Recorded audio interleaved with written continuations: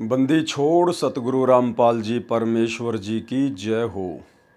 परमपिता परमात्मा सारी सृष्टि के रचनहार, कुल मालिक, असंख्य ब्रह्मांडों के स्वामी, जगत गुरु, तीनों लोकों में प्रवेश करके सबका भरण पोषण करने वाले राजाधिराज, आत्माधार, नाथों के नाथ, देवों के देव महादेव, सर्वेश्वर महेश्वर, मृत्युंजय, अजरो अमर, आदि अनादि सनातनी प्रभु, जगत पिता जगदीश्वर, श्री श्री 1008 की उपाधि के वास्तविक अधिकारी, अकाल मूरत सौद स्वरूपी राम वासुदेव, सर्वगतम ब्रह्म, परम पूज्य, प्रथम पूज्य, परम संत, परम पुरुष, परम धनी, परम दयालु, सत्य कबीर, हक्का कबीर, अल्लाहु कबीर, अल्लाहु अकबर, बाखबर, अल्लाह ताला, जगत के तारणहार, जगत के मुक्तिदाता, जगत के जगन्नाथ, हारे के सहारे, हिंदुओं के राम, मुसलमानों के अल्लाह, सिखों के वाहिगुरु, ईसाइयों के मसीह, दया के सागर दयानिधि, करुणा के सागर करुणानिधि, स्वयंभू परिभू, संकट मोचन, कष्ट हरण, मंगल करण, दुख भंजन, अविगत कबीर, निर्विकार निर्विषम परमात्मा, अलय अलेख सतगुरु, आदि अनादि सतगुरु, असली मर्यादा पुरुषोत्तम, असली राम, असली कृष्ण, असली घनश्याम, असली मुरारी, राजाओं के राजा, महाराजाओं के महाराजा, शहंशाहों के शहंशाह, सम्राटों के सम्राट, भगवानों के भगवान, अल्लाहों के अल्लाह, प्रभुओं के प्रभु, मसीहाओं के मसीह, सच्चे वाहिगुरु, बाबाओं के बाबा, पीरों के पीर, सेठों के सेठ, जगत सेठ, सावड़सा सेठ, सर्वगुण संपन्न, अनंत कोटि कलाओं के स्वामी, अनंत कोटि ब्रह्मांडों के नायक, योगियों में महायोगी, ध्यानियों में महाध्यानी, सिद्धों में परम सिद्ध, ज्ञानियों में तत्व ज्ञानी, ब्रह्म ज्ञानी, महाज्ञानी, परम ज्ञानी, सर्वश्रेष्ठ ज्ञानी, विज्ञानी, युवा कबीर, समृत कबीर, असमवात, अमित ओजा, सच्चे रहनुमा, करीम अल्लाह, सुभान अल्लाह,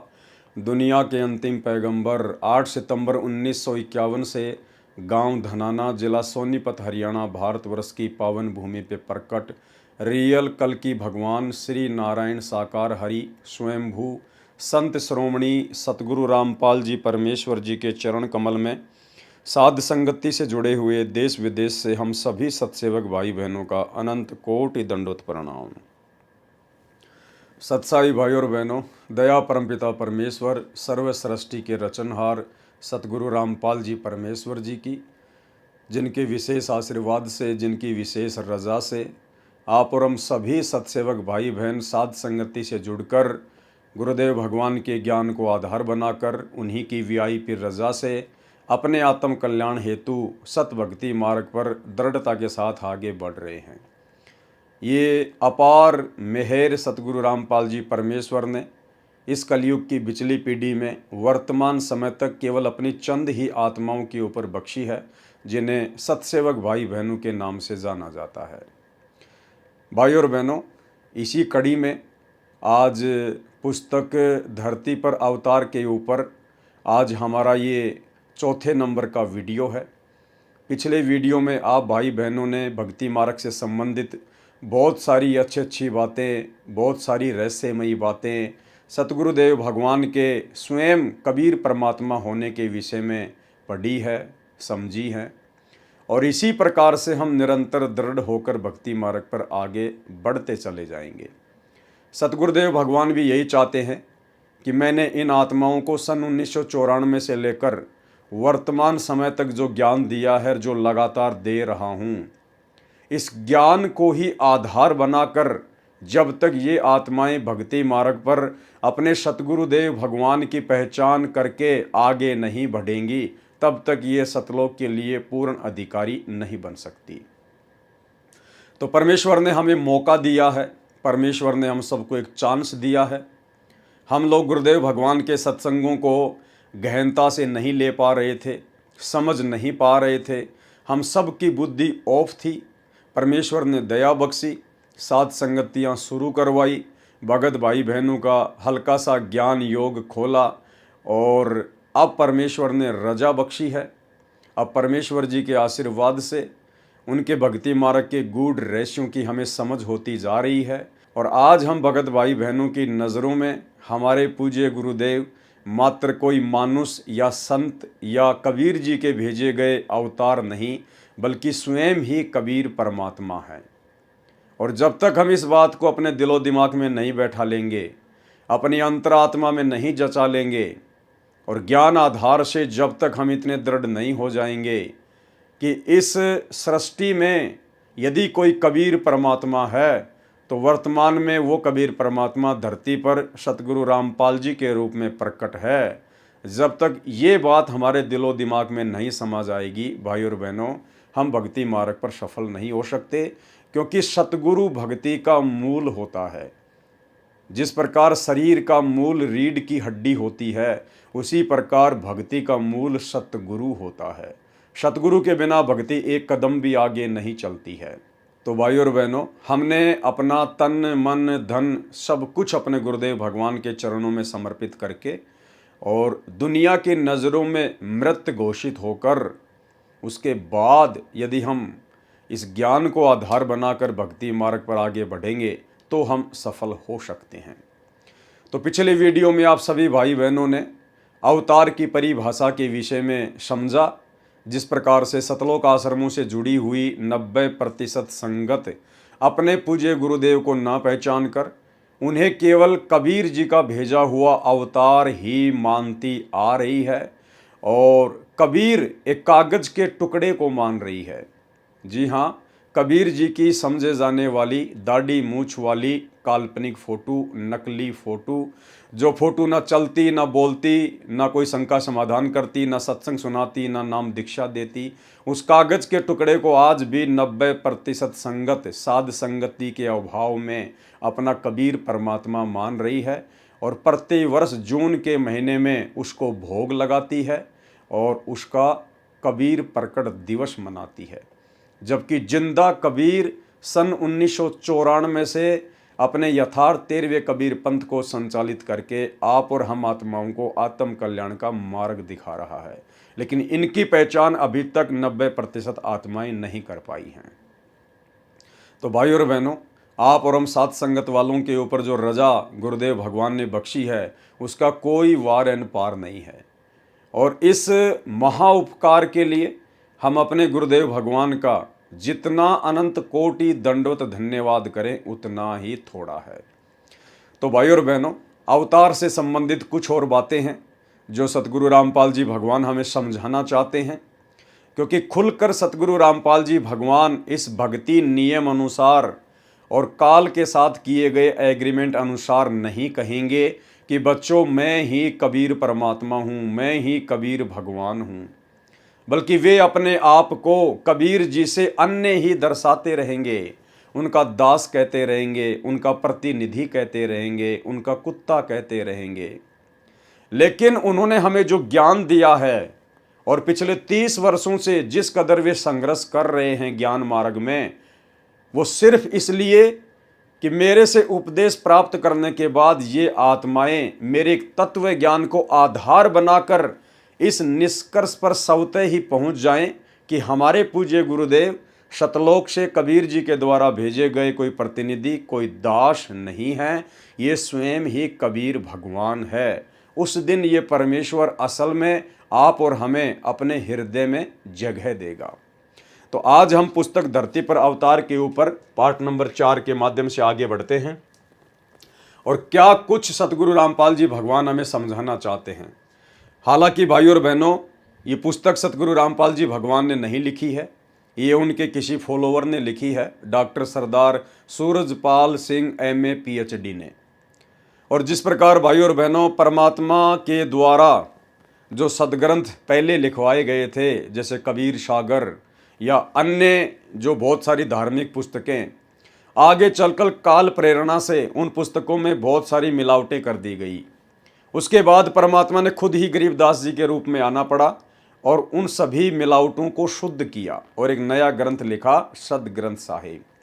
ठीक इसी प्रकार काल प्रेरणा से सतगुरु रामपाल जी परमेश्वर जी के भक्ति मार्ग में उन्हीं के भक्तों के द्वारा जो पुस्तकें लिखी गई हैं, उन पुस्तकों में उन्होंने अपने सतगुरु को कबीर परमात्मा के रूप में ना पहचान कर कुछ ज्ञान तो सतगुरु रामपाल जी के सत्संगों से ले लिया, कुछ उनकी पुस्तकों से ले लिया और कुछ अपनी मनमानी बातें इन पुस्तकों में लिख दी और भगत समाज के सामने पेश कर दी।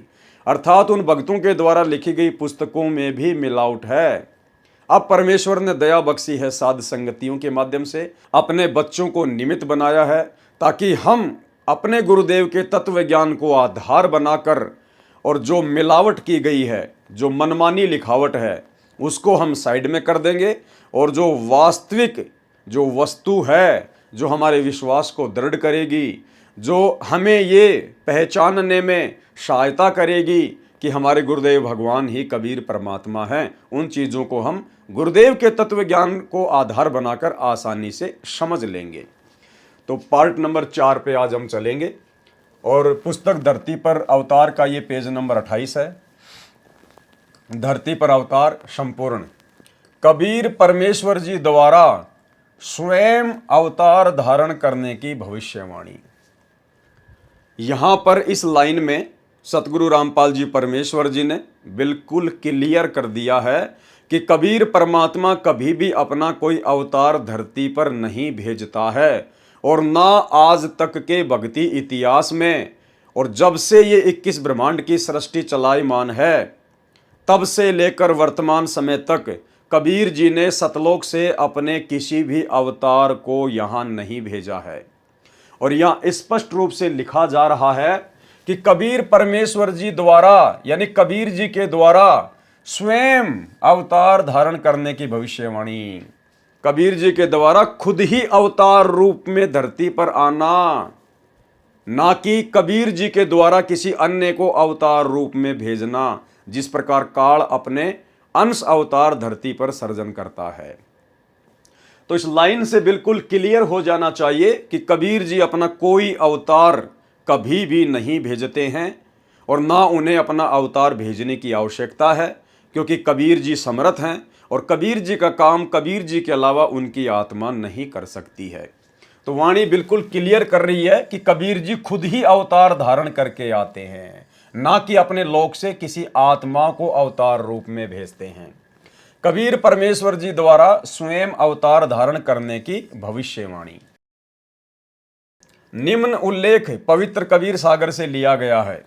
इसमें परमेश्वर कबीर जी ने लगभग 600 वर्ष पूर्व कहा था कि काल निरंजन मेरे कबीर नाम से 12 पंथ तथा बहुत से पंथ चलाएगा। उनमें जो 12वां पंथ गरीबदास द्वारा चलाया जाएगा उसमें मेरी महिमा की वाणी पुनः प्रकट होगी।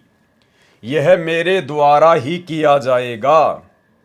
उसी पंथ में आगे चलकर ध्यान से पढ़ना भाई और बहनों। कुछ ही पॉइंट होते हैं पुस्तकों में, कुछ ही पेजों पर कुछ ही पॉइंट होते हैं जो बहुत गहरे होते हैं, सांकेतिक होते हैं। हमने उनको बहुत गहराई से पढ़ना चाहिए। तो ये जो डेड लाइन है, ये लाइन बहुत गहरी है। उसी पंथ में आगे चलकर नाद धारा में, कौन से पंथ में आगे चलकर? गरीबदास जी के 12वें पंथ में, क्योंकि यहां पर जो बात हो रही है ये 12वां जो पंथ है गरीबदास जी का, इसकी बात हो रही है। तो कबीर परमेश्वर जी ने क्या कहा था 650 साल पहले धर्मदास जी को, और कबीर सागर में लिखा हुआ है। क्या कहा था? यह मेरे द्वारा ही किया जाएगा। उसी पंथ में आगे चलकर, यानी गरीबदास जी के 12वें पंथ में आगे चलकर नाद धारा में, नाद धारा यानी वचन के शिष्य, नाद धारा में एक होता है नाद, एक होता है बिंद।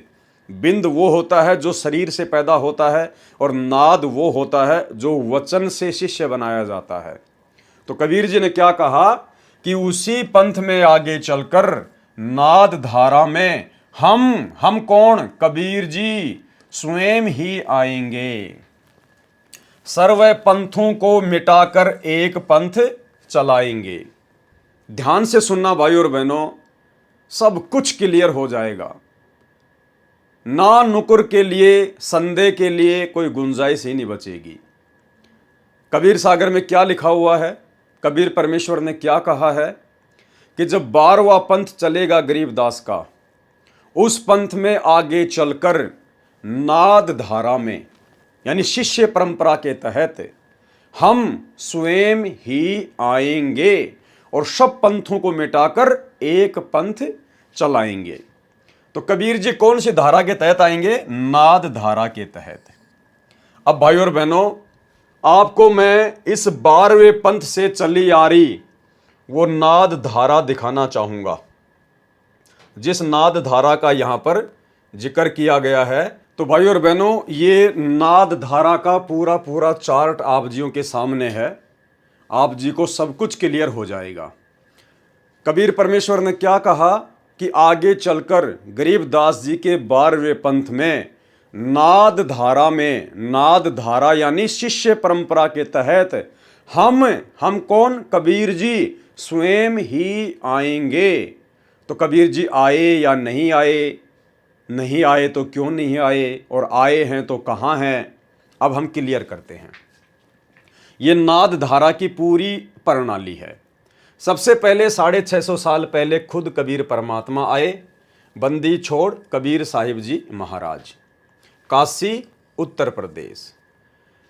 कबीर जी ने अपनी नाद धारा का शिष्य बनाया, अपने वचन का शिष्य बनाया गरीबदास जी महाराज जी को। 2 नंबर पे कौन है? गरीबदास जी महाराज जी। गरीबदास जी महाराज जी ने नाद धारा के तहत अपना शिष्य बनाया संत शीतल दास जी महाराज को, बरहाना रोहतक हरियाणा वाले को। संत शीतल दास जी ने नाद धारा के तहत अपना शिष्य बनाया 4थे नंबर पर संत ध्यानदास जी महाराज को। संत ध्यानदास जी महाराज ने नाद धारा के तहत अपना शिष्य बनाया 5वें नंबर पर संत रामदास जी महाराज को। संत रामदास जी महाराज जी ने नाद धारा के तहत 6ठे नंबर पर अपना शिष्य बनाया संत ब्रह्मानंद जी महाराज, गांव करोथा रोहतक हरियाणा वाले को। संत ब्रह्मानंद जी महाराज जी ने नाद धारा के तहत 7वें नंबर पर अपना शिष्य बनाया संत जुगतानंद जी महाराज को। अब संत जुगतानंद जी महाराज जी ने नाद धारा के तहत 8वें नंबर पर अपना शिष्य बनाया संत गंगेश्वरानंद जी महाराज, बाजिदपुर दिल्ली वाले को। अब संत गंगेश्वरानंद जी महाराज जी ने नाद धारा के तहत 9वें नंबर पर अपना शिष्य बनाया संत चिदानंद जी महाराज, गोपालपुर धाम सोनीपत हरियाणा वाले को। अब संत चिदानंद जी महाराज जी ने नाद धारा के तहत 10वें नंबर पर अपना शिष्य बनाया संत रामदेवानंद जी महाराज, तलवंडी भाई, फिरोजपुर पंजाब वाले को। अब संत रामदेवानंद जी महाराज जी ने नाद धारा के तहत अपना शिष्य बनाया संत रामपाल जी भगवान को। हालांकि यहां पर संत रामपाल दास महाराज लिखा हुआ है, लेकिन अब हमें पहचान हो गई है। तो ये नाद धारा चलती आ रही है भाई और बहनों, नाद धारा। अब कबीर परमेश्वर ने क्या कहा था कि आगे चलकर उसी गरीबदास वाले 12वें पंथ में नाद धारा में हम कौन? कबीर जी स्वयं ही आएंगे। तो गरीबदास जी का जो पंथ है वो लास्ट खत्म हो जाता है संत रामदेवानंद जी महाराज जी तक, क्योंकि आगे तो 13वां पंथ नया चल गया। तो 13वें पंथ में तो 12वें पंथ की कहानी खत्म हो गई। कबीर जी ने कहा था कि हम 12वें पंथ में आगे आएंगे, तो 12वां पंथ लास्ट कहां तक है?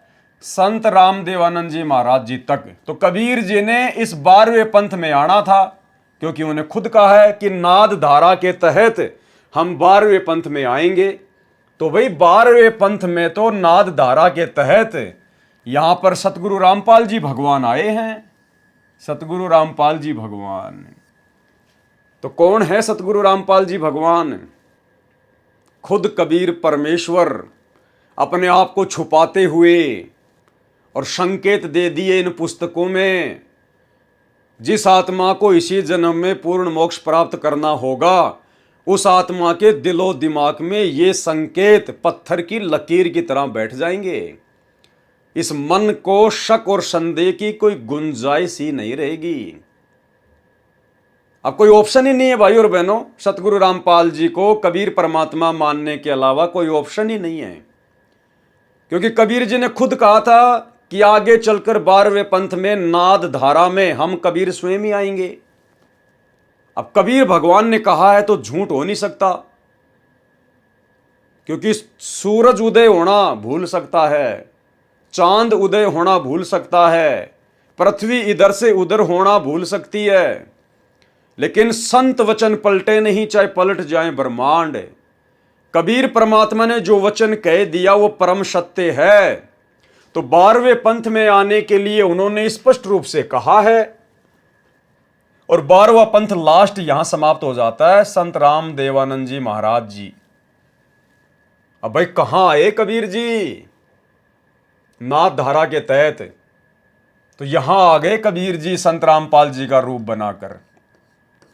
17 फरवरी 1988 को कबीर परमात्मा सतगुरु रामपाल जी ने लीलामय रूप से परमात्मा 8 सितंबर 1951 को गांव धनाना, जिला सोनीपत, हरियाणा में सतलोक से चलकर शरीर प्रकट हुए शिशु रूप में, हम जीव आत्माओं की चरम दृष्टि को धोखा देते हुए, क्योंकि ये परमेश्वर तो अनंत कोटि कलाओं का स्वामी है। और उसके बाद 17 फरवरी 1988 को 12वें पंथ के, गरीबदास वाले 12वें पंथ के अंतिम गुरु को, संत राम देवानंद जी को अपना मुंह बोला गुरु बनाकर और संत रामपाल जी के रूप में उन्होंने इस पंथ में प्रवेश किया। जैसा कि वहां पर उन्होंने लिखा है क्या, कि उसी पंथ में आगे चलकर नाद धारा में यानी शिष्य परंपरा के तहत हम यानी कबीर जी स्वयं ही आएंगे और सर्व पंथों को मिटाकर एक पंथ चलाएंगे। तो बताओ, अब वर्तमान में सभी पंथों को मिटाकर एक कौन सा पंथ चलाया गया है? यथार्थ 13वां कबीर पंथ। किसने चलाया? सतगुरु रामपाल जी ने। और वहां क्या कह रहे हैं कि मैं कबीर खुद ही वो 13वां पंथ चलाऊंगा, सब पंथों को मिटाऊंगा और 12वें पंथ में नाद धारा के तहत प्रवेश करूंगा। तो ये लीला है परमपिता परमेश्वर जी की, सतगुरु रामपाल जी के रूप में 12वें पंथ में प्रवेश करने की। इसलिए दास आप भाई बहनों को बार बार बोलता है और प्रमाण भी दिखाता है कि हमारे जो दादा गुरुजी हैं संत राम देवानंद जी, ये संत रामपाल जी के गुरु नहीं हैं, बल्कि यहां पर उल्टी गंगा बह रही है, उल्टी गंगा। संत रामपाल जी, संत रामपाल जी संत राम देवानंद जी के गुरु हैं, संत राम देवानंद जी के सतगुरु हैं, क्योंकि ये स्वयं कबीर भगवान है, स्वयं कबीर परमात्मा। और यही सारी बातें समझने के लिए उन्होंने ये तत्व ज्ञान दिया है। आप और हमें कोई नॉर्मल ज्ञान नहीं दिया। श्री राम और भीलनी की कथा सुनाकर टाइम पास नहीं किया, कृष्ण सुदामा की कथा सुनाकर हमारा टाइम पास नहीं किया, मनोरंजन नहीं किया। हमें परमेश्वर ने सृष्टि का सर्वश्रेष्ठ तत्व ज्ञान दिया है, ताकि उस ज्ञान को आधार बनाकर हम इस रहस्य को समझ सकें। अब आप लोगों के अनुसार यदि कबीर जी संत रामपाल जी को 1997 में आके मिले, बहुत सारे जो नादान भाई बहन हैं वो कहेंगे कबीर जी तो 1997 में आए थे। 1997 में भाई उन्होंने तो ये कहा था कि मैं नाद धारा में आऊंगा, शिष्य परंपरा के तहत आऊंगा। तो 1997 में यदि कबीर जी आए हैं तो कौन सी धारा के तहत आए? उन्होंने किसको आके अपना गुरु बनाया? वो तो उनकी बात ही झूठी हो गई, क्योंकि उन्होंने तो कहा था कि मैं तो 12वें पंथ में आऊंगा और मैं तो नाद धारा के तहत आऊंगा, शिष्य परंपरा के तहत आऊंगा। तो भाई जब से सतगुरु रामपाल जी परमेश्वर जी ने नाम उपदेश देना शुरू किया है सन 1994 से, सन 1994 में ही 12वां पंथ समाप्त हो चुका था। और कबीर जी आए दाढ़ी मूछ वाले आप लोगों के अनुसार 1997 में। तो कबीर जी तो 12वें पंथ की समाप्ति के 3 साल बाद में आए हैं, मार्च 1997 में। जो आप लोग कहते हो कि दिन के 10 बजे सतगुरु रामपाल जी को मिले, सतनाम और सारनाम का आदेश देकर अंतर ध्यान हो गए, तो वे तो 12वें पंथ के समाप्त होने के बाद में आए हैं। जबकि उन्होंने कबीर सागर में कहा कि मैं तो 12वें पंथ में ही आऊंगा। तो 12वें पंथ में तो सतगुरु रामपाल जी आए हैं। ये हैं कबीर परमात्मा, क्योंकि परमात्मा का वचन कभी फैल नहीं हो सकता। साधु बोले सहज स्वभाव और साधु का बोलिया मिथ्या ना जाए। तो ये स्वयं ही कबीर भगवान है। और एक छोटा सा सत्संग आप भाई बहनों के विश्वास के लिए कि जो महापुरुष यथार्थ 13वां कबीर पंथ चलाएगा वो कौन होगा? वो समर्थ सत्य कबीर ही होगा। तो यथार्थ 13वां कबीर पंथ किसने चलाया?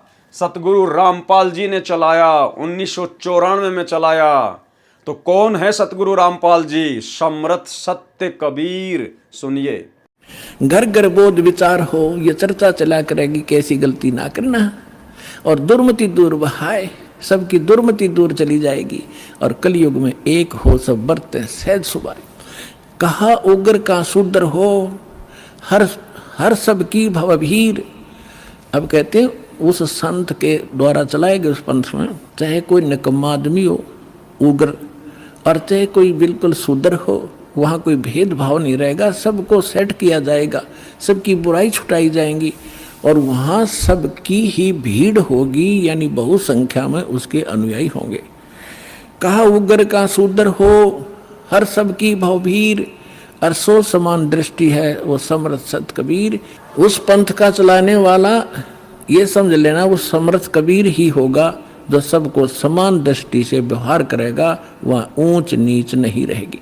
तो भाइयों और बहनों, नाद धारा के तहत परमेश्वर कबीर जी के 12वें पंथ में आने का ये प्रकरण उम्मीद करता हूं आप भाई बहनों को पूरी तरह से समझ में आ गया होगा, और इस बात के लिए आपके मन में कोई गुंजाइश भी नहीं रही होगी कि हमारे गुरुजी कबीर जी नहीं होंगे, बल्कि आपको फिट बैठ गया होगा कि हाँ, परमेश्वर का वचन फैल नहीं हो सकता, और 12वें पंथ में हमारे गुरुदेव भगवान आए हैं और इन्होंने ही 13वां कबीर पंथ चलाया है। तो हमारे गुरुदेव खुद ही कबीर परमात्मा हैं। चलिए अब हम आगे बढ़ते हैं।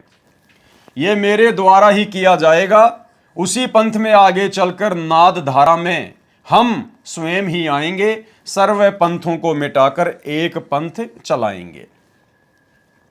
कृपया आप पढ़ें विस्तृत विवरण। परमेश्वर ने स्वयं न आकर संत रामपाल दास जी महाराज को अपनी शक्ति प्रदान करके भेजा है। अब ये लेखक की अपनी सोच है, ये लेखक की अपनी ज्ञानहीनता है, अज्ञानता है।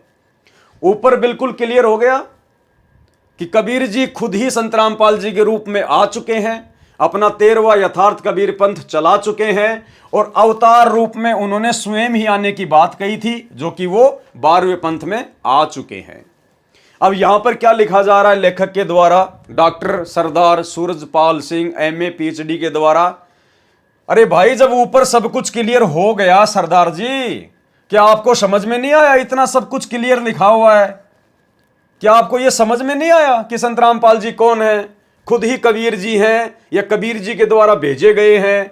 लेकिन भाई और बहनों, उस समय उन भाई बहनों की बुद्धि ऑफ थी, और ये बुद्धि परमात्मा ने बरवाला कांड के बाद में साध संगतियों के माध्यम से ही खोलनी थी। तभी आज ये कंसेप्ट क्लियर हो रहे हैं, समझ में आ रहे हैं।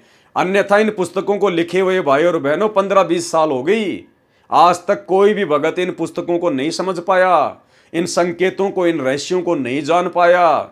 ये तो आज हमारे पूज्य गुरुदेव सतगुरु रामपाल जी भगवान की आप और हम सभी 2 कोटि के जीवों के ऊपर दया हुई है, जो उनके आशीर्वाद से हम ये गूढ़ रहस्य समझ पा रहे हैं। तो यहां सब कुछ क्लियर कर दिया कि संत रामपाल जी स्वयं ही कबीर जी हैं, और वो आ चुके हैं, और स्वयं ही वो अवतार हैं, उन्होंने किसी को भेजा नहीं है। लेकिन फिर भी लेखक अब क्या लिख रहा नीचे, कृपया आप पढ़ें विस्तृत विवरण। परमेश्वर ने स्वयं न आकर, यानी कबीर जी ने खुद ना आकर संत रामपाल दास जी महाराज को अपनी शक्ति प्रदान करके भेजा है। तो आप और हम भाई बहन अब अच्छी तरीके से समझ रहे हैं कि सच्चाई कहां है और मिलावट कहां है।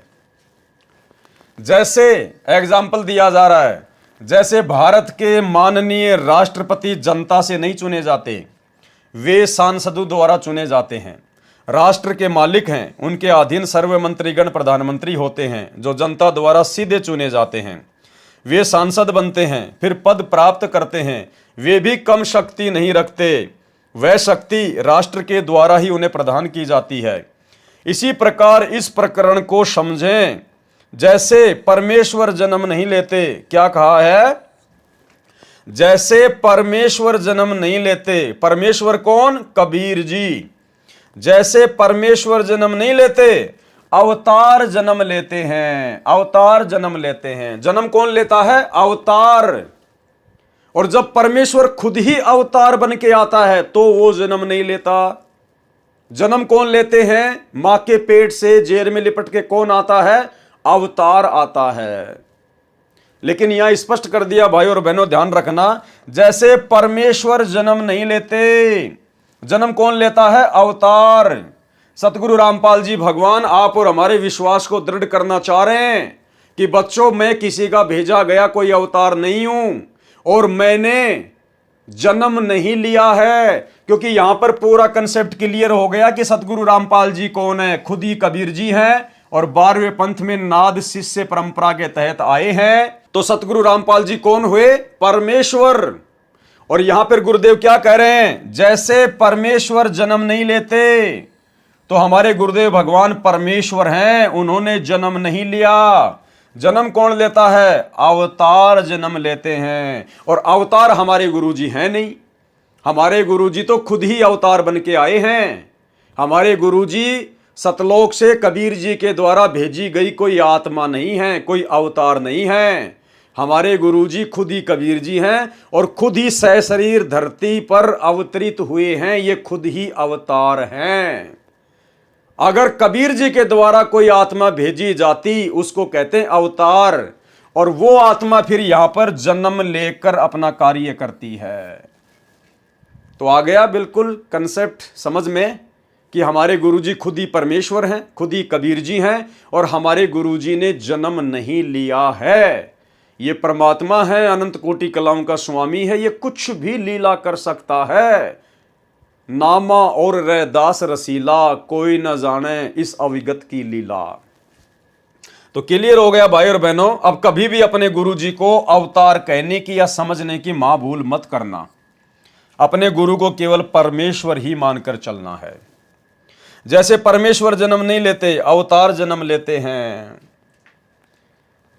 अवतार जिस भी प्रभु के लोक से आते हैं, वे उसी से शक्ति प्राप्त होते हैं, उसी के प्रतिनिधि होते हैं।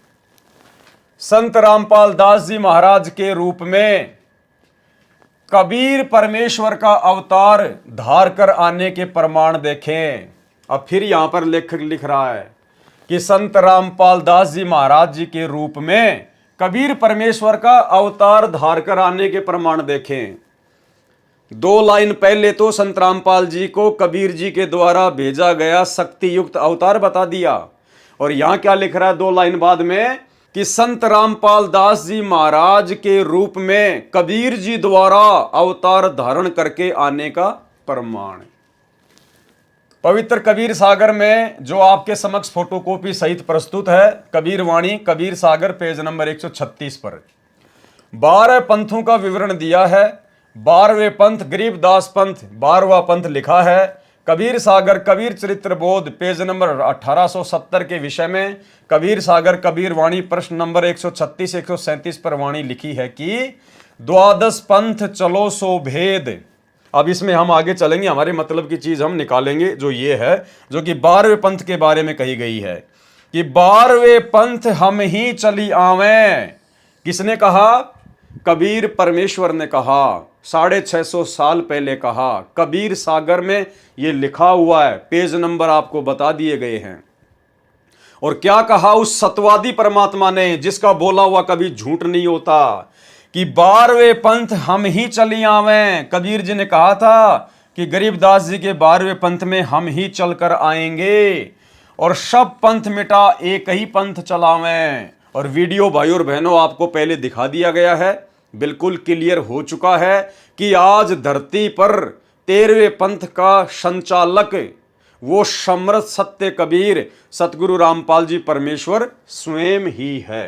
अब हम आगे बढ़ेंगे।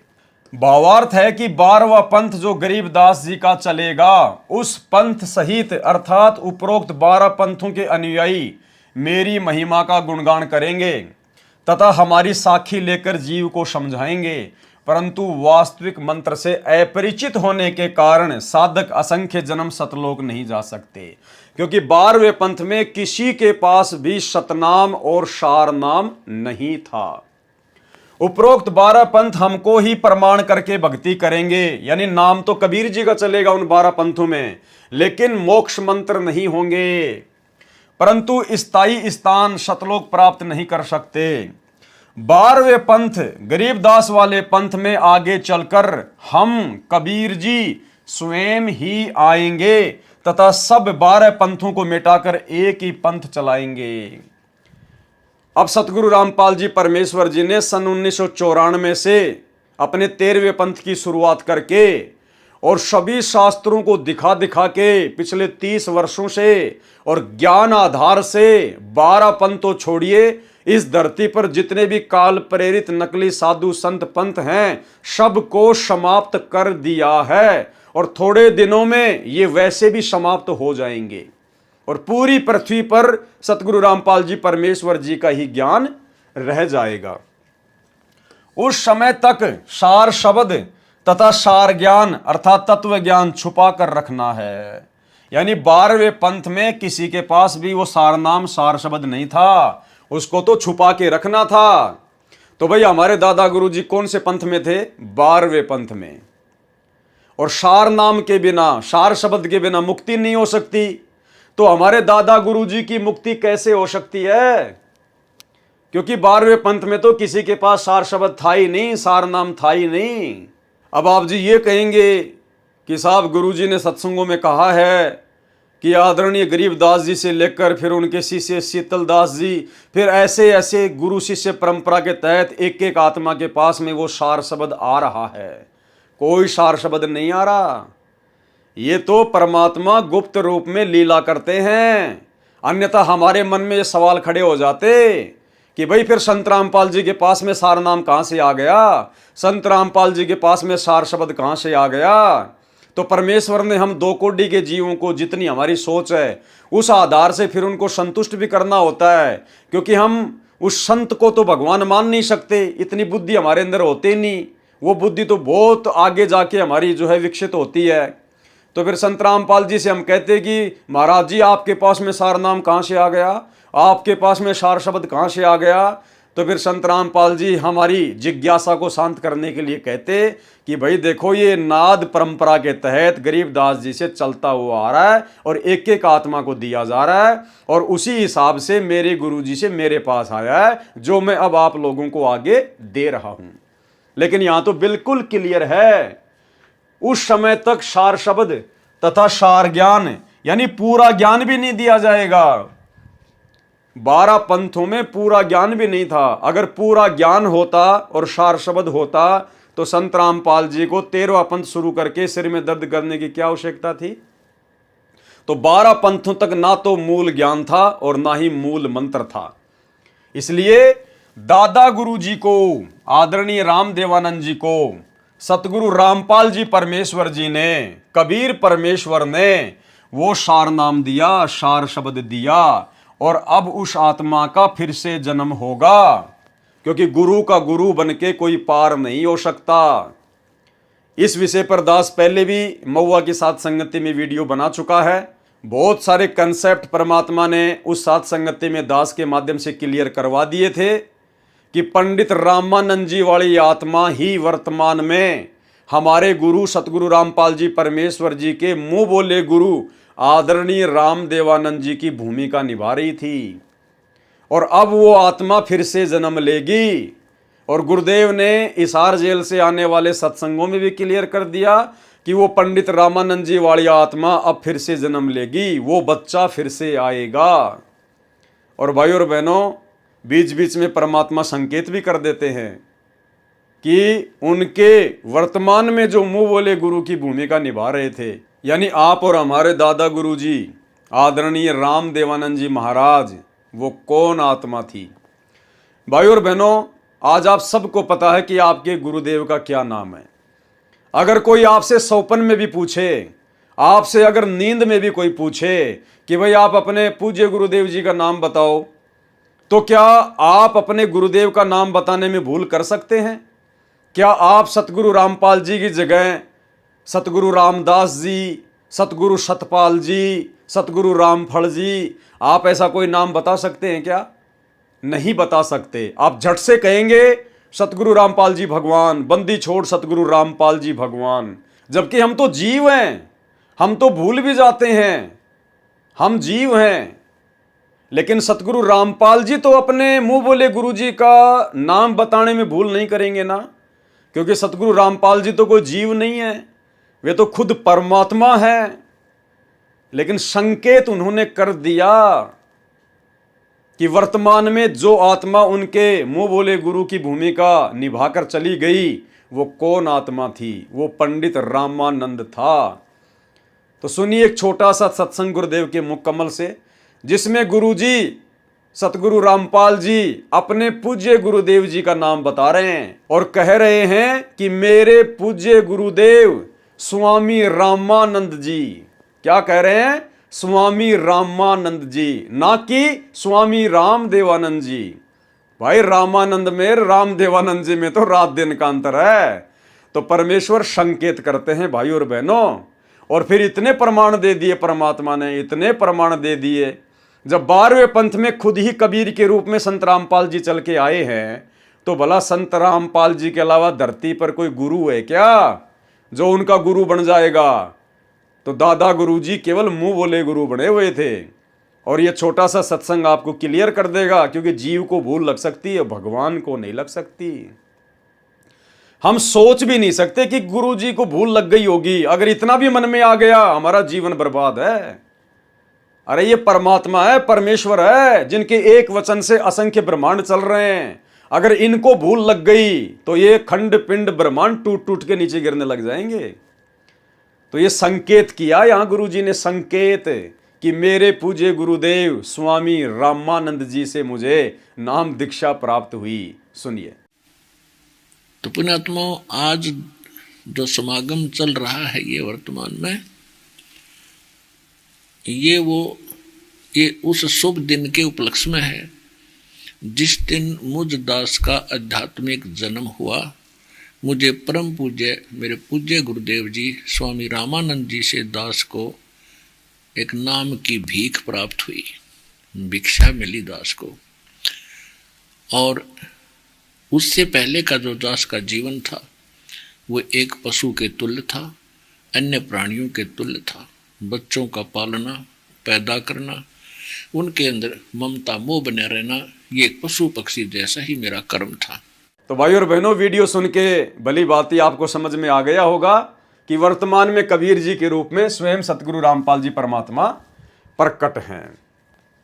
उस समय तक सार शब्द तथा सार ज्ञान अर्थात तत्व ज्ञान छुपा कर रखना है। यही प्रमाण संत गरीबदास जी महाराज ने अपनी अमृतवाणी असुर निकंदन रमेणी में किया है कि सतगुरु दिल्ली मंडल आईसी, सूती धरनी सोम जगाईसी। कौन सतगुरु? गरीबदास जी कह रहे हैं जो मेरे सतगुरु है, जो मुझे छुड़ानी में आके मिले थे जिंदा महात्मा के रूप में, कबीर जी, वही आगे चलकर दिल्ली मंडल में आएंगे।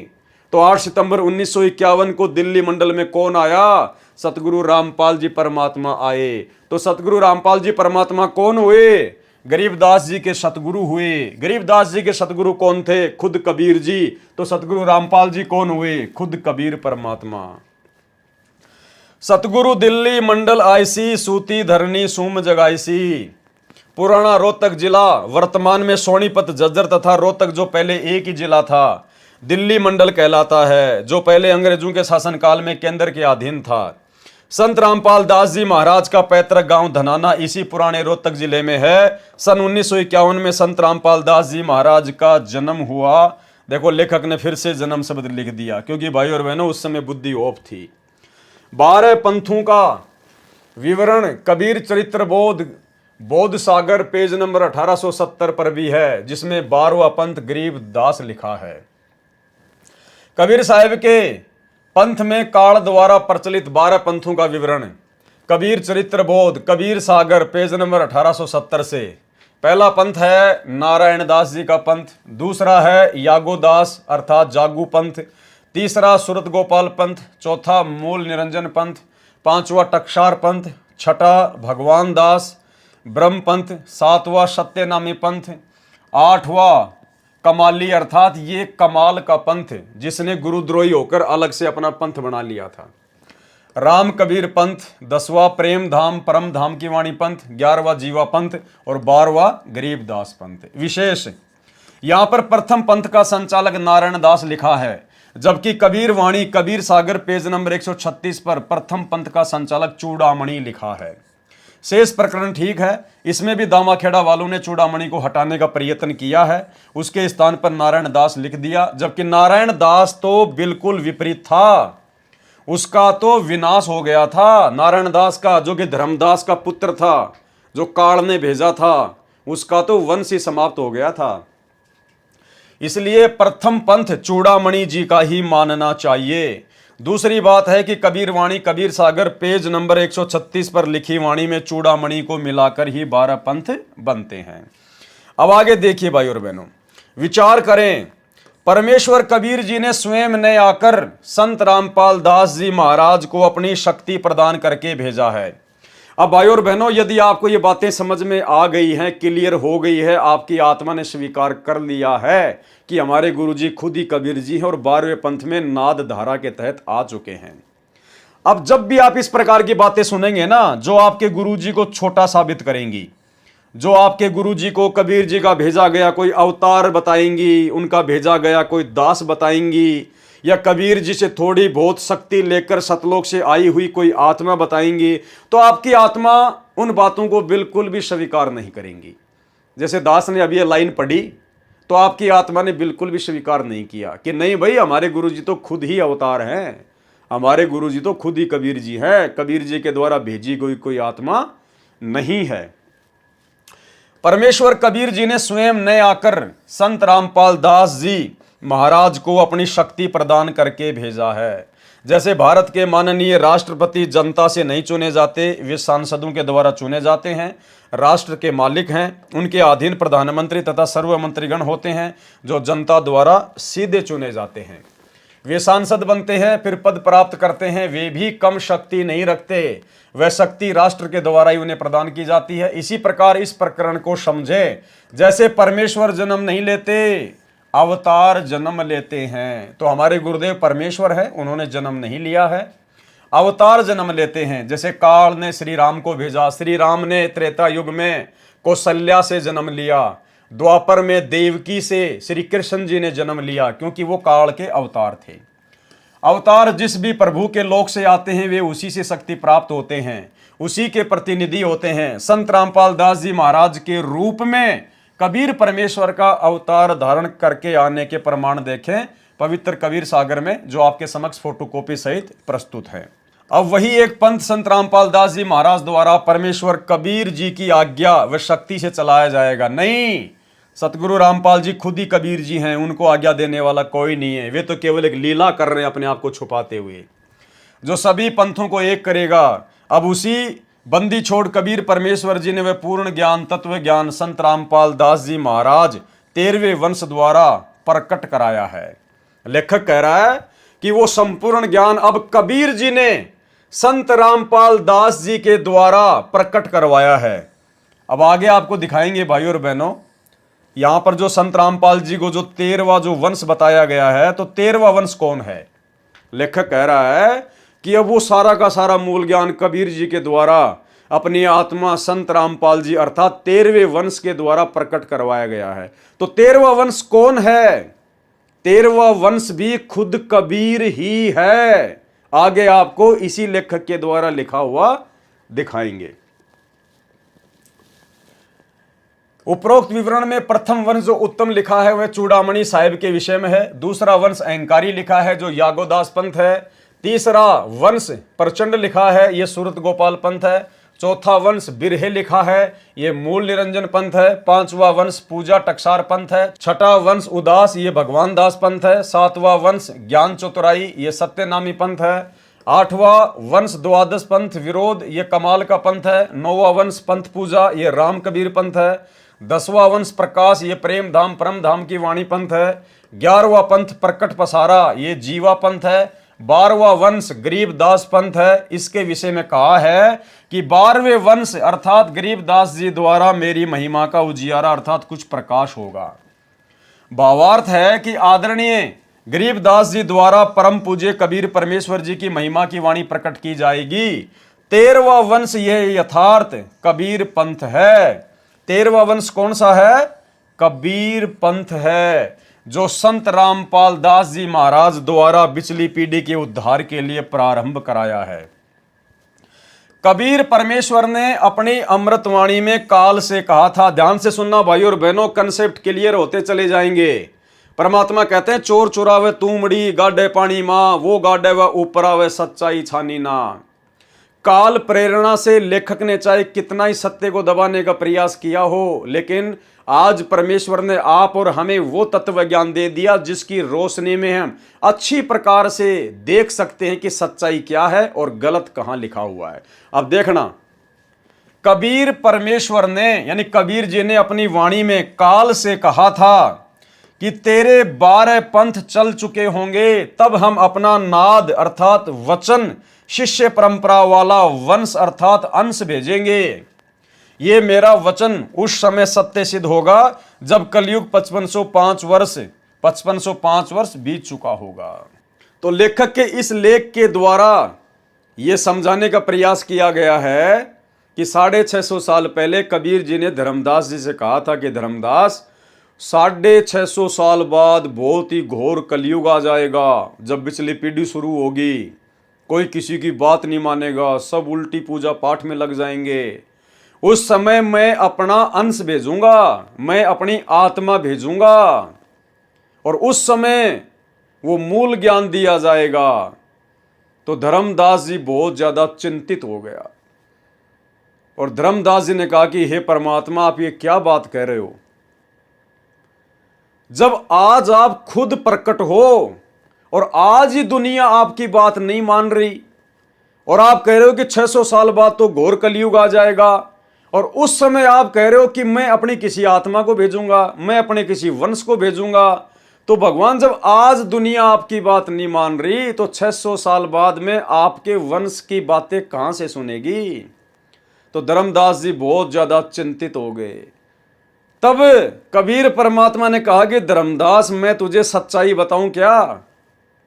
तो कबीर परमात्मा ने कहा कि मैं खुद ही जाऊंगा, मैं खुद ही जाऊंगा 12वें पंथ में। 12वें पंथ हम ही चल आवें और सब पंथों को मिटा के एक ही पंथ चलावें। तब जाकर धर्मदास जी को धैर्य हुआ कि हाँ परमात्मा, आप जाओगे तब तो बात बन जाएगी। और दूसरी तरफ परमात्मा ने काल के साथ जो एग्रीमेंट किया था उसमें परमात्मा ने इस प्रकरण को छुपाया और परमेश्वर ने काल को कहा कि मेरा वंश जाएगा, मेरी आत्मा जाएगी। क्योंकि अगर परमात्मा खुद कह दे कि मैं खुद जाऊंगा तो काल इस बात को नहीं समझ सकता था। इसलिए परमात्मा ने काल के आगे अपने आप को छुपाया और काल के सामने परमात्मा ने कहा कि मेरा वंश जाएगा, और धर्मदास जी को परमात्मा ने सच्चाई बता दी कि मैं खुद ही जाऊंगा। सुनिए, तो परमात्मा ने कहा था कि चौथा युग जब कलयुग आवेगा तब हम अपना एक दास भेजेंगे। अब वहां काल के सामने परमात्मा ने कहा कि हम अपना दास भेजेंगे, और कबीर वाणी चैप्टर में परमात्मा ने धर्मदास जी से, जब धर्मदास जी घने चिंतित हो गए थे कि हे परमात्मा, आपने सतनाम और सारनाम गुप्त रख दिया और इसके बिना मोक्ष नहीं हो सकता। आपने मुझ किंकर के ऊपर दया करी दास पे, और 42 वंश भी पीढ़ी बख्श दी, मेरी वंश चलेगा। तो हे परमात्मा, सारनाम और सतनाम बिना पार नहीं हो सकते, तो मेरे बच्चे कैसे पार होंगे? ऐसे कलेजा पकड़ के बैठ गया। परमात्मा ने सोचा भाई ये घना दुखी हो गया। तो परमेश्वर ने कहा कि सुन ले, काल ने क्या कहा था, 12 पंथ करूं मैं साजा, नाम तुम्हारा ले करूं आवाजा। द्वादश पंथ नाम जो लेगी, हमरे मुख में आन समोही। जाओ जोग जीत संसारा, जीवन माने कहा तुम्हारा। जीव तुम्हारा कहा न माने, हमारी ओढ़ हो बाद बखाने। अब इतना समय नहीं रहा, मैं वो सारे प्रमाण आज नहीं दिखा पाऊंगा आपको कि 12 पंथ कौन कौन से हैं। तो 12 पंथ, बर्मा पंथ, गरीबदास पंथ बताया है, लिखा कवि सागर में। तो परमात्मा ने कहा तू चिंता ना करे धर्मदास, जब 5500 वर्ष कलयुग बीत जाएगा तब या बिचली पीढ़ी आवेगी, और बिचली पीढ़ी तक यो ज्ञान और तत्व ज्ञान और सतनाम सारनाम कति गुप्त रखना है, नहीं तो काल के दूतों का हाथ लग जाएगा, मेरा सारा मिशन खराब हो जाएगा। तो परमात्मा ने देखा कि ये बिल्कुल चिंतित हो गया घना। तब परमेश्वर ने कहा धर्मदास, जब साची बताऊं तेरे ते, तब धर्मदास ने कहा कि भगवान आज कितना अच्छा समय है, कलयुग स्टार्ट है सन 1398 में और 1512 तक है, और आज भी लोग ना मानते, और आप कह रहे हो अगर भयंकर कलयुग पैदा कर देगा, काल ऐसा जुल्म कर देगा, हाहाकार मच जाएगी, इंसान कृतघ्नी हो जाएंगे, तो उस समय कैसे पार होंगे। आज तो आप भी विद्वान हैं और फिर भी ना मान रहे ये लोग। तो परमात्मा ने कहा जब 5500 वर्ष कलयुग बीतेगा और बर्मा वंश चल चुका होगा इस काल का, यानी गरीबदास पंथ तक, तो उस बार में पंथ में मैं आऊंगा स्वयं, तो उस बार में पंथ में मैं आऊंगा स्वयं, तो उस बार में पंथ में मैं आऊंगा स्वयं, और फिर सभी पंथों को खत्म करके एक पंथ बनाऊंगा और सारी सृष्टि मेरा ही नाम लेगी। तेरे 42 वंश क्या सारी सृष्टि न पार करूंगा धर्मदास, इन 42 की चिंता छोड़ तू। तब उसका दिल डटा था, और काल के सामने परमात्मा ने थोड़ा सा भेद रखा कि मैं अपना अंश भेजूंगा, और काल के सामने परमात्मा ने थोड़ा सा भेद रखा कि मैं अपना अंश भेजूंगा। तो भाई और बहनों, वीडियो से आपको समझ में आ गया होगा, परमात्मा एक तीर से अनेकों शिकार करते हैं। इसलिए परमात्मा ने धर्मदास को सच्चाई बता दी कि 12वें पंथ हम ही चल आवें और सब पंथों को मिटा के एक ही पंथ चलावें। कबीर परमेश्वर ने अपनी वाणी में काल से कहा था कि तेरे 12 पंथ चल चुके होंगे, तब हम अपना नाद वचन शिष्य परंपरा वाला वंश अर्थात अंश भेजेंगे। ये मेरा वचन उस समय सत्य सिद्ध होगा जब कलयुग 5505 वर्ष बीत चुका होगा। अब भाई 12वें पंथ में नाद परंपरा के तहत तो सतगुरु रामपाल जी आए हैं, ना कि वो दाढ़ी मूछ वाले कबीर जी। वो तो 1997 में आप लोगों के अनुसार आए हैं। अगर 1997 में आए हैं कबीर जी, तो बताओ फिर उनका गुरु कौन था? क्योंकि वो तो नाद धारा के तहत आने की बात कह रहे हैं ना। तो 1997 में जब कबीर जी आए थे, संत रामपाल जी को मिले थे आप लोगों के अनुसार, तो कबीर जी का गुरु कौन था? तो भाई और बहनों, क्लियर कट हो चुका है, सतगुरु रामपाल जी ही कबीर परमात्मा है। ये मेरा वचन उस समय सत्य सिद्ध होगा जब कलयुग 5505 वर्ष बीत चुका होगा, अर्थात सन 1997 में यह वचन सत्य सिद्ध होगा। उसी आधार पर यह विवरण लिखा है। 12वां वंश संत गरीबदास जी से कबीर वाणी तथा परमेश्वर कबीर जी की महिमा का कुछ कुछ संशय युक्त ज्ञान विस्तार होगा। जैसे संत गरीबदास जी की परंपरा में परमेश्वर कबीर जी को विष्णु अवतार मानकर साधना तथा प्रचार करते हैं। संत गरीबदास जी ने असुर निकंदन रमणी में कहा है, साहेब तख्त कबीर खवासा, दिल्ली मंडल लीजे वासा। सतगुरु दिल्ली मंडल आईसी, सूती धरणी सुम जगाईसी। तो दिल्ली मंडल में 8 सितंबर 1951 को कबीर जी सतगुरु जी आ चुके हैं। भावार्थ है कि संत गरीबदास जी वाला 12वें पंथ तो काल तक साधना बताने वाला कहा है, इसलिए केवल कबीर महिमा की वाणी ही संत गरीबदास जी द्वारा प्रकट की गई है। उसमें कहा है कि कबीर परमात्मा के तख्त अर्थात सिंहासन का खवास अर्थात नौकर दिल्ली के आसपास के क्षेत्र में आएगा।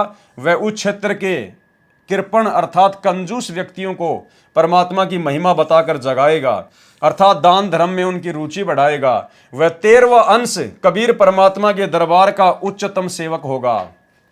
ध्यान देना भाई और बहनों, लाइन पे क्या लिखा जा रहा है? वह 13वां अंश कबीर परमात्मा के दरबार का उच्चतम सेवक होगा। देखो, अगर ये लाइन लेखक लिख रहा है तो लेखक की बुद्धि ऑफ है, और ये लाइन यदि सतगुरु रामपाल जी के किसी पुस्तक से या सत्संग से ली गई है तो भाइयों और बहनों, ये परमेश्वर के द्वारा अपने आप को छुपाया जा रहा है। ध्यान दो, 13वां अंश कौन है वर्तमान में? वह 13वां अंश कबीर परमात्मा के दरबार का उच्चतम सेवक होगा, कबीर परमात्मा के दरबार का नौकर होगा। तो पहले तो हम ये क्लियर करेंगे कि वर्तमान में 13वां वंश कौन है, 13वां अंश कौन है। खुद सतगुरु रामपाल जी परमेश्वर जी के मुख कमल से सुनिए। यानी 12वां पंथ गरीबदास जी के द्वारा जो चलाया जाएगा उसमें मेरी महिमा का कुछ कुछ उजियारा सा होगा, क्लियर नहीं होगा। और 13वें वंश मिटे सकल अंधियारा। बोल सतगुरुदेव की जय।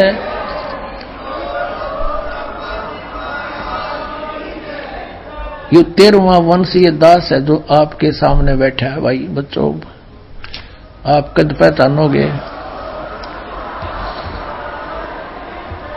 तो क्लियर हो गया, खुद सतगुरु रामपाल जी ही 13वां वंश है, 13वां अंश है। अब यहां पर 13वें अंश सतगुरु रामपाल जी को कबीर जी के दरबार का नौकर बताया गया है, लेकिन जस्ट 2 लाइन बाद में 13वां अंश आप देखेंगे खुद ही कबीर है। वह 13वां अंश अर्थात सतगुरु रामपाल जी कबीर परमात्मा के दरबार का उच्चतम सेवक है। वह कबीर परमेश्वर का अत्यंत कृपा पात्र होगा। यानी यहां पर संत रामपाल जी को अर्थात 13वें वंश को अलग कर दिया और कबीर जी को अलग करके दिखाया गया है। वह कबीर परमेश्वर का अत्यंत कृपा पात्र होगा। अब देखो भाइयों और बहनों, सच्चाई तुरंत परमात्मा ने हमारे सामने लाके रख दी। ऋग्वेद मंडल 1 सूक्त 1 मंत्र 7 में उप अग्ने अर्थात उप परमेश्वर कहा है। इसलिए पूर्ण परमात्मा, कौन पूर्ण परमात्मा? कबीर जी अपना भेद छुपाकर दास रूप में प्रकट होकर अपनी महिमा करता है। दास रूप में भी कौन प्रकट होता है? खुद कबीर परमात्मा ही प्रकट होता है और अपनी महिमा करता है। यानी खुद ही अपने आप को दास बताकर और कबीर किसी और को बताकर खुद ही अपनी महिमा गाता है। जैसा सन 1994 से सतगुरु रामपाल जी खुद ही कबीर भगवान है, लेकिन अपने आप को कबीर का दास बताकर कबीर की महिमा गा रहा है। इसलिए पूर्ण परमात्मा अपना भेद छुपाकर दास रूप में प्रकट होकर अपनी महिमा करता है। इसलिए उसी परमेश्वर को ऋग्वेद मंडल 10 सूक्त 4 मंत्र 6 में तस्करा अर्थात आंखों में धूल झोंक कर कार्य करने वाला तस्कर कहा है। तो सन 1994 से सतगुरु रामपाल जी आंखों में धूल झोलकर ऋग्वेद के अनुसार तस्कर की भूमिका निभा रहे हैं। तस्कर की, आप और हमारी आंखों में धूल झोंक रहे हैं ताकि हम ज्ञान से उनकी पहचान करें, और काल की आंखों में धूल झोंक रहे हैं ताकि वो समझ ना सके कि भाई ये वो संत नहीं हो सकता, क्योंकि उसको पता है कि कबीर भगवान का भेजा गया संत भी आग लगा के रख दे किस ब्रह्मांड में एक क्षण में, तो वो भी डगमग हो जाता है कि यार ये वो संत नहीं हो सकता, कबीर परमात्मा का भेजा हुआ कोई संत नहीं हो सकता, मेरा कोई भाई नहीं हो सकता, जोगजीत नहीं हो सकता। नहीं तो वो तो एक सेकंड में आग लगा दे यहां पर, क्योंकि काल के द्वारा जितने भी साधु संत यहां भेजे जाते हैं, दुर्वासा है, चुनक ऋषि है, ये 2 मिनट में आंखें लाल कर लेते हैं, श्राप दे देते हैं। तो काल ने सोचा कि यार मैंने करोथा कांड करवा दिया, बरवाला कांड करवा दिया, 21 महीने उस संत को पहले जेल में डाला, 10 साल से अब जेल में बैठा है, ये वो संत नहीं हो सकता, वरना वो तो 2 मिनट में आग लगा दे। तो इस प्रकार से परमात्मा शील, संतोष, विवेक, दया, अक्षमा, इन सभी गुणों को अपने अंदर धारण करके और एक तस्कर की तरह काल की आंखों में धूल झोंक के अपने मिशन को हिसार जेल में बैठ के पूरा कर रहा है। इसलिए उसी परमेश्वर को ऋग्वेद मंडल 10 सुप्त 4, मंत्र 6 में तस्करा अर्थात आंखों में धूल झोंक कर कार्य करने वाला तस्कर कहा है।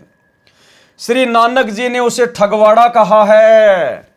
इसीलिए 13वें अंश को, 13वां अंश कौन, ध्यान रखना भाई और बहनों, कंसेप्ट क्लियर होने वाला है।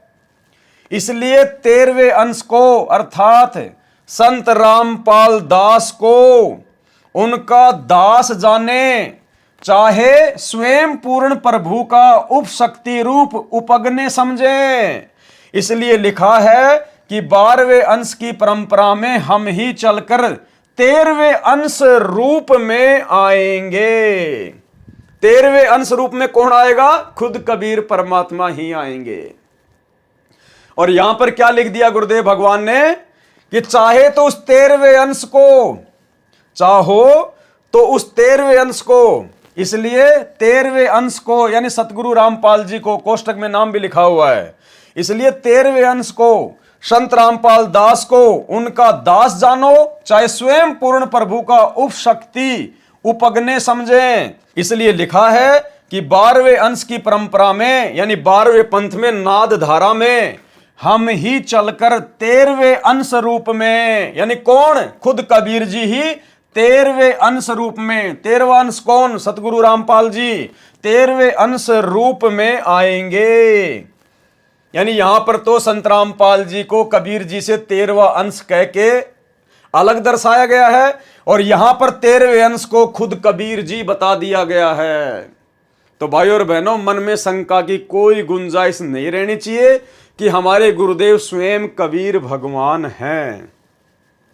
इसलिए लिखा है कि 12वें अंश की परंपरा में हम ही चलकर 13वें अंश रूप में आएंगे, यानी 12वें पंथ में मुंह बोला गुरु बनाकर हम कबीर खुद ही आएंगे और फिर 13वें पंथ को चलाएंगे, 13वें अंश रूप में आएंगे। वह 13वां वंश अंश पूर्ण रूप से अज्ञान अंधेरा समाप्त करके परमेश्वर कबीर जी की वास्तविक महिमा तथा नाम का ज्ञान कराकर सभी पंथों को समाप्त करके एक ही पंथ चलाएगा। अब कौन है वो 13वां अंश? और क्लियर कर दिया भगवान ने, वह 13वां वंश। अभी आपने गुरुजी के मुख से वीडियो सुना, गुरुजी कह रहे हैं बच्चों 13वां अंश ये रामपाल दास है। तो यहां क्या कहा जा रहा है? वह 13वां वंश हम परमेश्वर कबीर ही होंगे। बताओ भाई और बहनों, हाथ कंगन को आरसी क्या, पढ़े लिखे को फारसी क्या, मेरा तो गला बैठ गया। बताइए, हो गया लास्ट में क्लियर? यानी पिछले 2 पेज में कितना गोल मथोड़ किया गया, कभी अपने आप को छुपाया, कभी ऊपर लाया गया, कभी छुपाया, कभी ऊपर लाया गया, और अब लास्ट में जाके बिल्कुल क्लियर कर दिया परमात्मा ने कि भाई वो 13वां अंश कौन है जो 12वें पंथ में नाद परंपरा के तहत आएगा। वह 13वां वंश हम परमेश्वर कबीर ही होंगे, यानी सतगुरु रामपाल जी खुद कबीर परमात्मा ही है। बताइए, ये कबीर सागर का लिखा हुआ पूरा विवरण है इसमें। अब आगे चलिए, अब ये पुस्तक धरती पर अवतार का 37 नंबर पेज है और हम यहां से लेंगे। कबीर परमेश्वर जी द्वारा अवतार धारण का समय, यानी कब अवतार लेंगे कबीर परमात्मा, कब सतलोक से चलकर खुद ही प्रकट होंगे। सत्य कबीर वचन अत सब संवेद की स्फुट वार्ता चौपाई, फोटो कॉपी कबीर सागर बोध सागर, दोहा 5 सहस्र अरु 500 जब कलयुग बीत जाए, महापुरुष फरमान तब जग तारण को आए। हिंदू तुर्क आदिक सबे जेते जीव जहान, सत्य नाम की शाख गह पावे पद निर्वाण, यथा सरितगण आप ही मिले सिंधु में धाए, सत सुकृत के मध्य तिमि सभी पंथ समाए, जब लगी पूर्ण होए नहीं ठीके को तिथिवार, कपट चातुरी तब हिलो सब संवेद निराधार, सभी नारी नर सुध तब जब ठीक का दिन आवंत, कपट चातुरी छोड़ के शरण कबीर गहंत। किसकी शरण ग्रहण करेंगे? कबीर जी की। तो आज दुनिया किसकी शरण ग्रहण कर रही है? सतगुरु रामपाल जी की। तो सतगुरु रामपाल जी कौन हुए? कबीर जी। एक अनेक हो गयो पुनि अनेक हो एक, हंस चले सतलोक सब सत्य नाम की टेक। घर घर बोध विचार हो दुर्मति दूर बहाए, कलयुग में एक है सोई बरते सहज सुभाए। कहाँ उग्र कहाँ शुद्र हो हर सब की भौवीर, सो समान समदृष्टि है और समर्थ सत्य कबीर। जो सबके प्रति समान दृष्टि रखेगा वो खुद कौन होगा? समर्थ सत्य कबीर ही होगा। वीडियो आप जी पहले देख चुके हैं, एक बार फिर से आपको वो छोटा सा वीडियो दिखा देते हैं जिसमें परमात्मा ने कहा कि जो 13वां वंश चलाएगा वो खुद समर्थ सत्य कबीर ही होगा। सुनिए। घर घर बोध विचार हो, ये चर्चा चला करेगी कैसी गलती ना करना, और दुर्मति दूर बहाए, सबकी दुर्मति दूर चली जाएगी, और कलयुग में एक हो सब बरते सहज सुभाए। कहा उग्र का शूद्र हो हर सब की भवभीर। अब कहते हैं उस संत के द्वारा चलाए गए उस पंथ में चाहे कोई निकम्मा आदमी हो उग्र, और चाहे कोई बिल्कुल शूद्र हो, वहाँ कोई भेदभाव नहीं रहेगा, सबको सेट किया जाएगा, सबकी बुराई छुटाई जाएंगी, और वहाँ सबकी ही भीड़ होगी, यानी बहु संख्या में उसके अनुयायी होंगे। कहा उग्र का शूद्र हो हर सबकी भवभीर, और सो समान दृष्टि है वो समर्थ सत कबीर। उस पंथ का चलाने वाला ये समझ लेना वो समर्थ कबीर ही होगा, जो सबको समान दृष्टि से व्यवहार करेगा, वहाँ ऊंच नीच नहीं रहेगी। परम पूज्य परमेश्वर कबीर जी ने कहा है कि जिस समय कलयुग 5500 वर्ष बीत जाएगा उस समय महापुरुष मेरी आज्ञा से विश्व उद्धार के लिए प्रकट होगा। वह महापुरुष सतनाम का भेदी होगा, वह अधिकारी होगा उस सत्य नाम को प्रदान करने का। विश्व के सर्व हिंदू मुसलमान व अन्य धर्मों में विभाजित मानव तथा अन्य प्राणी भी जो मानव जीवन प्राप्त करेंगे वे सर्व सत्य नाम की महिमा से परिचित होकर उस सच्चे नाम को उस महापुरुष मेरे द्वारा प्राप्त करके पावे पद निर्वाण पूर्ण मोक्ष पद प्राप्त करेंगे। उस मेरे भेजे संत के द्वारा चलाए सत सुकृत पवित्र वास्तविक मोक्ष मार्ग के पंथ में सर्व पंथ ऐसे विलीन हो जाएंगे जैसे सर्व नदियां स्वतः ही समुद्र में मिलकर एक हो जाती हैं। केवल एक ही पंथ हो जाएगा। जब तक वह निर्धारित समय नहीं आएगा तब तक तो मेरे द्वारा कहा गया यह सब संवेद निराधार लगेगा, यानी झूठा लगेगा। परंतु जब वह ठीक का दिन निर्धारित दिन आएगा तब सभी स्त्री पुरुष कपट त्याग कर शुद्ध होकर कबीर मुझ सर्वेश्वर कबीर जी की शरण ग्रहण करेंगे। जो सर्व मानव समाज अनेकों धर्मों में विभाजित हो चुका है वह पुनः एक हो जाएगा। सर्व जीवात्माएं भक्ति युक्त विकार रहित होकर हंस बन जाएंगे तथा अविकारी तथा भगत होकर सत्यलोक में चले जाएंगे। उस समय घर घर में परमेश्वर कबीर परमेश्वर का निर्मल ज्ञान चर्चा का विषय बनेगा। सर्व मानव दुर्मति त्याग कर नेक नीति अपनाएगा। इसी कलयुग में जो माया के लिए भागदौड़ मची है वह शांत हो जाएगी। सर्व मानव शांत स्वभाव के बन जाएंगे, चाहे कोई उग्र डाकू चोर या अन्य कारण से समाज को दुखी करने वाला चाहे कोई नीची जाति का हो, सर्व एक होकर रहेंगे। अब आगे की जो लाइन है भाइयों और बहनों, ये हमारे वीडियो की लास्ट लाइन है और ये लाइन भी बिल्कुल क्लियर कर देगी कि सतगुरु रामपाल जी खुद ही कबीर भगवान हैं, कबीर परमात्मा हैं। क्या कह रही है लाइन? वह महापुरुष, जिस महापुरुष के बारे में इतनी सारी बातें बोली गई है ना, वह महापुरुष अर्थात तत्वदर्शी संत रूप में प्रकट सर्व के प्रति समान दृष्टि वाला समर्थ सत्य कबीर स्वयं सर्वशक्तिमान कबीर है। यानी जो कबीर आएगा वो तत्वदर्शी संत की भूमिका निभाएगा। तत्वदर्शी संत बनकर वो ज्ञान देगा, जो 13वां अंश होगा वो। तो आज तत्वदर्शी संत बनकर 13वें पंथ को चलाकर ज्ञान कौन दे रहा है? सतगुरु रामपाल जी। क्योंकि स्पष्ट लिखा है परमात्मा ने, हम जीवों की 2 कौड़ी की छोटी सोच को देखते हुए ताकि मेरे बच्चे मुझे पहचान लें। वह महापुरुष अर्थात तत्वदर्शी संत रूप में प्रकट तो तत्वदर्शी संत के रूप में कौन प्रकट है भाई? सतगुरु रामपाल जी। वो कौन होगा? सर्व के प्रति समान दृष्टि वाला समर्थ सत्य कबीर स्वयं सर्वशक्तिमान कबीर है। यानी हमारे गुरुदेव खुद ही कबीर भगवान है, कबीर परमात्मा है। कोई मीनमेख नहीं, कोई संशय नहीं, कोई डाउट नहीं है। भाई और बहनों, जब ठीक का समय आया तो परमात्मा ने साध संगतियों के ऊपर दया बख्शी, साध संगतियां शुरू करवाई।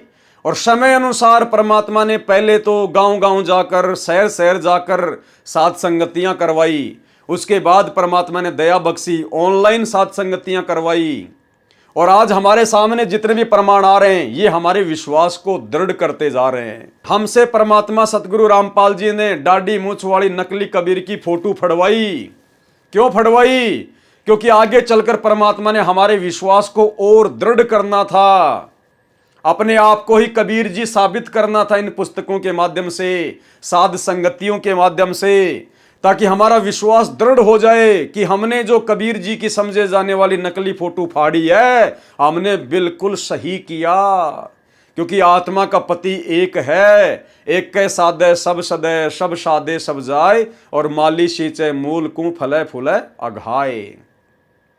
तो भाई और बहनों, आज से पहले साध संगतियों में जो भी बातें हजारों वीडियो बना के आप भाई बहनों के सामने ज्ञान आधार से रखी गई हैं, आज परमात्मा उन साध संगतियों में बोली गई प्रत्येक बात का अपनी पुस्तकों के माध्यम से खुलकर समर्थन कर रहे हैं। इसलिए हम भाई बहनों को कोई डाउट ही नहीं होना चाहिए कि साध संगतियां किसी पवन दास का चलाया हुआ कोई मनमुखी सिस्टम नहीं है।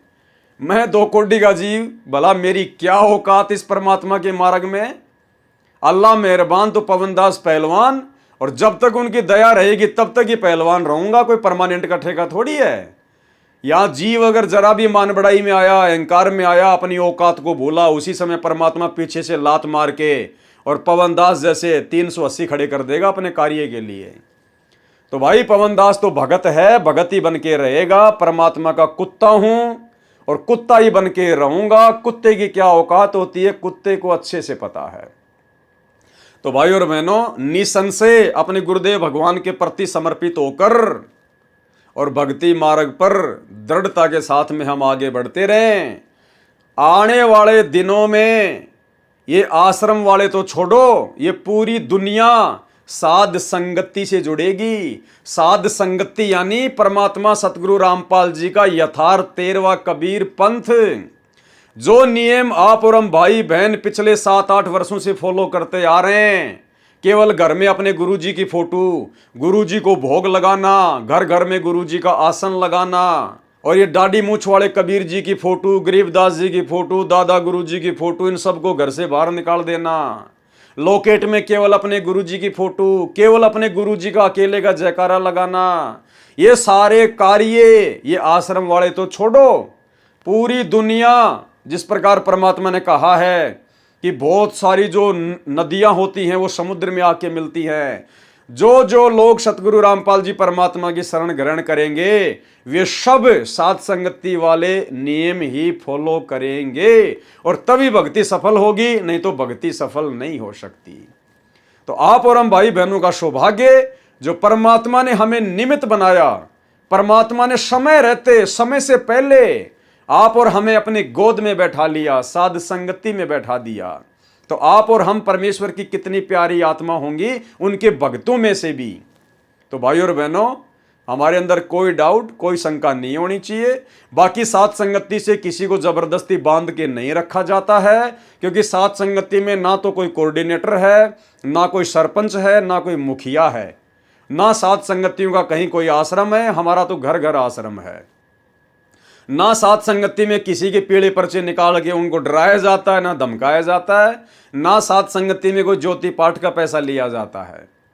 यहां तो बिल्कुल खुला मार्ग है। जो परमात्मा की मर्यादाओं को फॉलो कर सके वो सत्सेवक, वो साध संगति वाला। अन्यथा साध संगति में जुड़ने के लिए आपका कोई आधार कार्ड नहीं लिया जाता, आपका कोई बायोडाटा नहीं लिया जाता।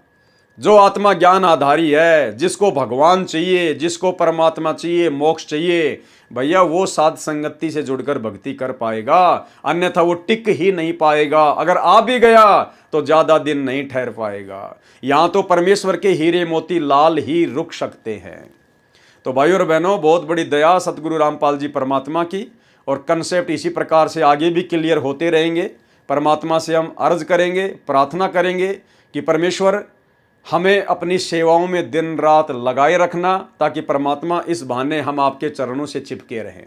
अन्यथा हम भी दो कोटि के जीव है परमात्मा, खाली दिमाग शैतान का घर होता है। जैसे सतलोक आश्रम मैनेजमेंट हरियाणा का हो चुका है, और उन आश्रम वालों के पीछे लगी हुई बेचारी नादान संगत का हो चुका है।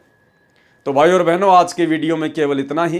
कल रात्रि 9 बजे Facebook page Pawan Das is live के ऊपर फिर से परमेश्वर की महिमा के लिए हाजिर होंगे।